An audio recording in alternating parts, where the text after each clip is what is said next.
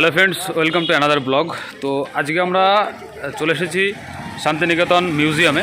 তো খুবই দুঃখের সাথে জানাতে হচ্ছে যে আজকে বৃহস্পতিবার, শান্তিনিকেতন মিউজিয়ামটা বৃহস্পতিবারে কিন্তু বন্ধ থাকে। এটা হচ্ছে গভর্নমেন্ট রুলস বা গভর্নমেন্ট হলিডে বলতে পারেন।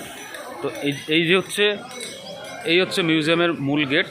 তো যাই হোক, খুবই দুঃখের সাথে জানাতে হচ্ছে যে আজকে আমরা মিউজিয়ামের মধ্যে প্রবেশ করতে পারছি না। এমনি এইখানে রবীন্দ্রনাথ ঠাকুরের যে সমস্ত দেখার বিষয় সেটা মূলত এই কিন্তু মিউজিয়ামেই। তো আমরা যাই হোক নিরাশ আপনাদের করবো না এবং আমরাও নিরাশা হব না। এই দিকটাতে রয়েছে রাস্তার অপর প্রান্তে বিশ্বভারতী ক্যাম্পাস, যে বিশ্বভারতী বিশ্ববিদ্যালয় ক্যাম্পাস। সেই ক্যাম্পাসে আমরা ঘুরবো। আমরা টোটো বুক করে নিয়েছি এবং অবশ্যই দাদা আমাদের গাইড করবে। তো যাই হোক, আমরা খুবই দুঃখের সাথে জানাতে হচ্ছে যে আমরা কিন্তু মিউজিয়ামে যেতে পারলাম না এবং আপনাদের দেখাতে পারলাম না। তো চলুন যাওয়া যাক বিশ্বভারতী ক্যাম্পাসে।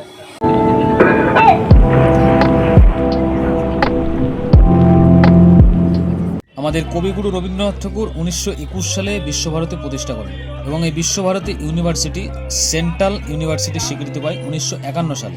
বন্ধুরা, আরেকটি বিষয় হলো বিশ্বভারতীর অন্দরে সর্বসাধারণের প্রবেশ কিন্তু সম্পূর্ণরূপে নিষিদ্ধ এবং ভিডিও শ্যুট ও ফটোশ্যুট কিন্তু সম্পূর্ণরূপে নিষিদ্ধ।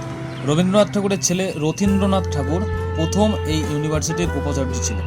এই বিশ্বভারতীতে প্রচুর স্টুডেন্ট দেশ ও বিদেশ থেকেও পঠন করতে আসেন।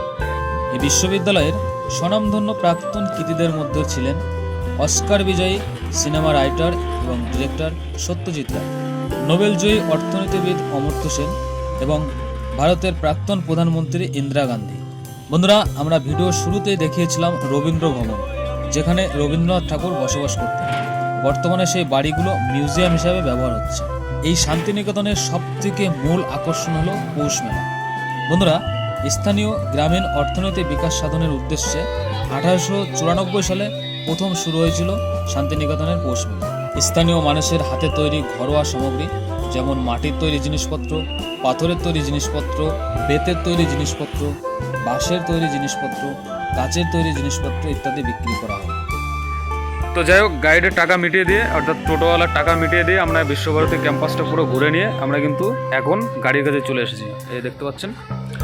আর সবাইকে একটা কথা বলবো, সেটা হচ্ছে যে যদি আপনারা এখানে কেউ আসেন এই বিশ্বভারতী ক্যাম্পাসে, তাহলে আপনারা পায়ে হেঁটে বা যদি কেউ বাইক নিয়ে আসেন, বাইকে করে আপনারা পুরো বিশ্বভারতী, এই যে পিছনে যে বিশ্বভারতী যে ময়দানটা দেখতে পাচ্ছেন, পুরো চারিদিকে রাউন্ড করে রোড আছে। জাস্ট আর দেখার কিছু নেই, মানে ভিতরে আপনাকে কোনোভাবে ঢুকতে দেবে না। বাইরে দিয়ে জাস্ট ওরা ঘুরিয়ে নিয়ে বেড়াবে এবং আপনাকে 300 টাকা অকারণ নিয়ে নেবে। তো এইটাই রিকমেন্ড করবো, আপনারা এখানে এসে আপনারা পায়ে হেঁটে খানিকটা দর্শন করতে পারেন। বাকি দেখাতে সেরকম কিছু নেই, কারণ ভিতরে ঢুকতে দেয় না। এটা হচ্ছে রিকমেন্ড, মানে আমার নিজের এটা ফিলিংস হয়েছে যে অকারণ গেল পয়সাটা। তো যাই হোক, আজকের মতো ব্লগটা এখানে শেষ করছি। বিশ্বভারতী আমরা ক্যাম্পাসটা ভ্রমণ করলাম, আর এদিকে শান্তিনিকেতন যে মিউজিয়াম, যেটা মেন দেখার এখানে শান্তিনিকেতনে, সেটা আজকে ঢুকতে পারলাম না, দুঃখিত। তো আজকে ব্লগটা এখানে শেষ করছি।